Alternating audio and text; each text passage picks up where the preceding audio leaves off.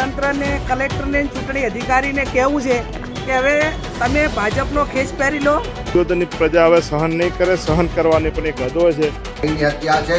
ગુજરાતમાં સ્થાનિક સ્વરાજની ચૂંટણી પતી ગઈ, તેના પરિણામો પણ સામે આવી ગયા। બનાસકાંઠામાં મોટાભાગની બેઠકો ભાજપના ફાળે ગઈ।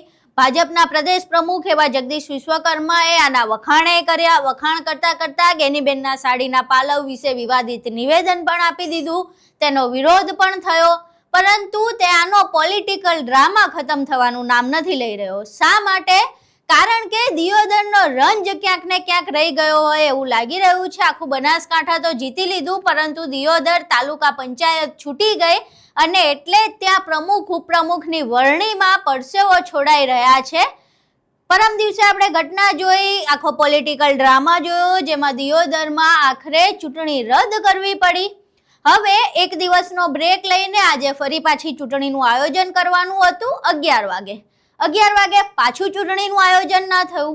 તેનું કારણ શું? તો જે ચૂંટણી પંચના અધિકારી હતા એ બીમાર થઈ ગયા। હવે એ બીમાર પડે એટલે જે ચૂંટણી 11 વાગે થવાની હતી તે 3 વાગે થશે। હવે 3 વાગે ચૂંટણી થાય છે કે કેમ એ પાછો ચર્ચાનો વિષય છે, કારણ કે છેલ્લા 2 દિવસથી આપણે જે પણ પોલિટિકલ ડ્રામા જોઈ રહ્યા છે તેના કારણે આ એક પ્રશ્નાર્થ ચિહ્ન ઊભું થઈ રહ્યું છે કે શું 3 વાગે પણ ચૂંટણી થશે કે કેમ। હવે આ તમામ ઘટનાને લઈને ગેનીબેન ઠાકોર, જે બનાસકાંઠાના સાંસદ છે, તેમની પ્રતિક્રિયા સામે આવી છે। અહીં પહેલા ગેનીબેન ઠાકોરની એ પ્રતિક્રિયા જોઈએ। ચૂંટણી માટે 11:30 વાગ્યાનો ટાઈમ એ ચૂંટણી અધિકારી અને એજન્ટાની કોપીની બજવણી પ્રમાણે તમામ સભ્યોને જાણ કરવામાં આવી હતી। અમારા સભ્યો 11 વાગે સભાખંડમાં હાજર છે। મેં 11 વાગે પ્રેસની સમક્ષ કીધું હતું કે ગઈકાલે અમે કલેક્ટરને રૂબરૂ મળીને આ ચૂંટણી અધિકારીના બદલે બીજો ચૂંટણી અધિકારી એ ચૂંટણી કરાવવા માટે કરીને આવે ને એની નિમણૂક કરવામાં આવે।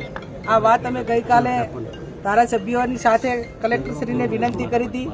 એમને પણ કીધું હતું કે એ પ્રમાણે અમે કરીશું, પણ ઈરાદાપૂર્વક આજે ફરી જે ચૂંટણી અધિકારી જે ચૂંટણી કરાવવા માટે જેની નિમણૂક કરેલી હતી એ હાજર નથી રહ્યા અને કોઈ કારણ નથી। એમને કીધું કે અમે 3:30 વાગે એમની તબિયત સારી થઈ જાય તો પાછી ચૂંટણી કરાવીશું। તો મારે વહીવટી તંત્રને કલેક્ટરને ચૂંટણી અધિકારીને કહેવું છે કે હવે તમે ભાજપનો ખેસ પહેરી લો અને ઘટતા 2 સભ્યો, એક પ્રાંત અધિકારી સભ્ય થઈને બેહે અને એક કલેક્ટર થઈને સભ્ય બેહે કે અમે ભાજપના 2 સભ્યો છીએ અને બહુમતી થઈ જાય। અને એવું ના થાય તો તમે તમારી રીતે પ્રોસિડિંગ લખી અને ભાજપનો પ્રમુખ ને ઉપપ્રમુખ જાહેર કરી દો। તમારે હવે તમે બ્યુરોક્રેસી નથી, તમે ભારતીય જનતા પાર્ટીના દલાલ છો, તમે ભારતીય જનતા પાર્ટીના પટ્ટાવાળા છો, ભારતીય જનતા પાર્ટીના સભ્ય છો ને ભારતીય જનતા પાર્ટીના એક ચૂંટાયેલો પદાધિકારી નહીં પણ એક સામાન્ય ઓલો હોય એ પ્રમાણેનું તમારું વર્તન છે। એટલે તમારું એક અધિકારી તરીકે એક ડેમોક્રેસીને બંધારણીય પ્રમાણે જવાબદારી જે અધિકારીઓની થાય છે એ નિભાવતા નથી।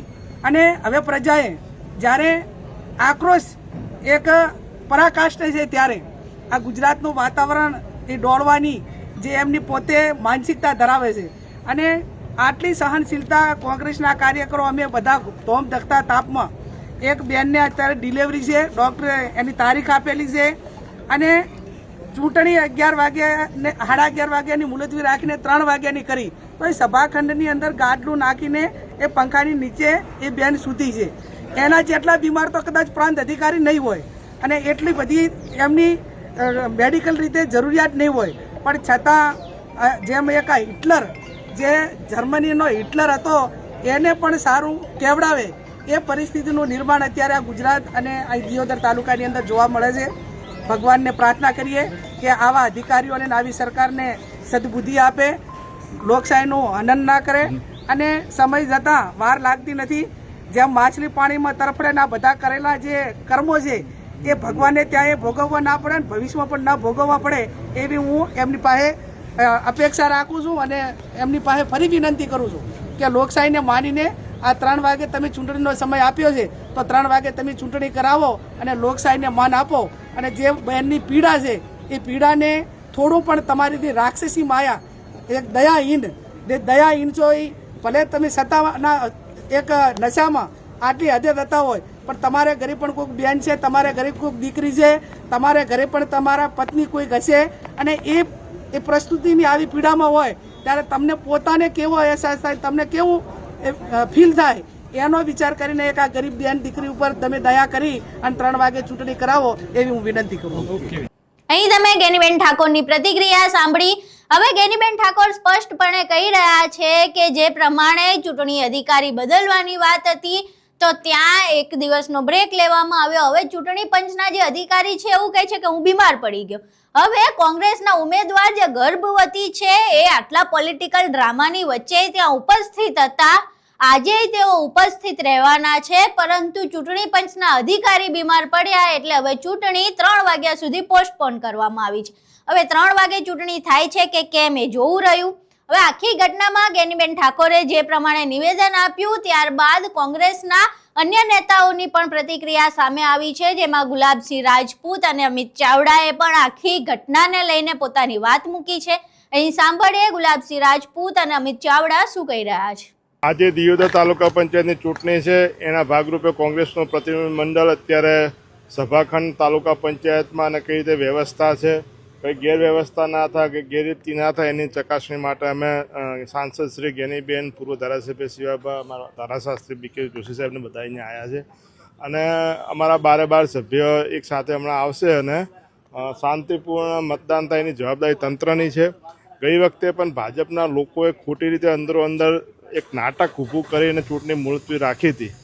આજે પણ ના થાય એની જવાબદારી ચૂંટણી અધિકારીની છે, પોલીસની છે અને ક્યાંય જો ભાજપના સભ્યો અંદર ફરતી નાટક કરે તો એમને ખરેખર કાર્યવાહી કરીને એમને બહાર કાઢવા જોઈએ. બાકી ચૂંટણી મુલતવી ના લેવી જોઈએ અને જો ફરતી જો ચૂંટણીમાં ક્યાંય ગેરરીતિ કરી ચૂંટણી મુલતવી રાખવાની કોશિશ કરશે તો આ દિયોદરની પ્રજા હવે સહન નહીં કરે. સહન કરવાની પણ એક હદ હોય છે, એ કહેવા માટે અમે સૌ અહીંયા આવ્યા છીએ. આપને કોઈ એવી શંકા છે કે આજે મુલતવી રાખશે? દેખો, શંકા તો ગઈ વખતે જે થયું એના પછી હવે આમના પર વિશ્વાસ રાખવો ખૂબ મુશ્કેલ વાત છે, કેમ કે સરકાર ને તંત્ર દ્વારા ભાજપ દ્વારા સામદામ દંડ નીતિ અપનાવી રહ્યા. ગઈકાલે 1.25 કરોડ રૂપિયા સુધીના એક તાલુકા પંચાયત ડેલિકેટને જો ઓફર કરતા હોય તો આ ભ્રષ્ટાચારનો પૈસો ભેગો કરીને આવી રીતે લોકોએ ચૂંટેલા સભ્યને ખરીદવાની કોશિશ કરતા હોય એટલે ગમે તે કરી શકે આ લોકો.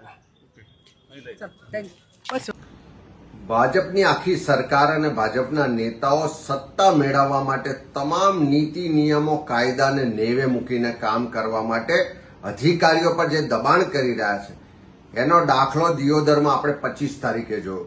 25 તારીખે તાલુકા પંચાયત દિયોદરમાં પ્રમુખ ઉપપ્રમુખની ચૂંટણી હતી.